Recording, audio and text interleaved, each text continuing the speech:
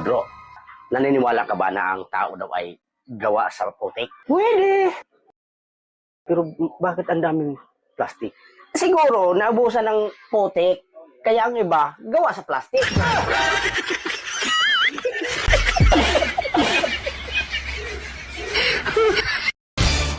Bro, bakit nakita ko si misis mo umaalis ng alas 3 ng madaling araw? Ganun talaga bro, para mabilis siyang makarating sa trabaho. Normal lang kaya yung bro?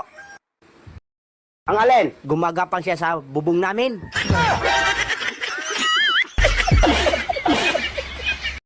Bro, bakit gabing-gabi ka na? Parang hindi yata may pintay ang mukha mo. Pinalayas kasi ako ni Mrs. Inutusan kasi niya akong bumili ng panghalo sa tinola. Ano binili mo? Siyempre, sandok!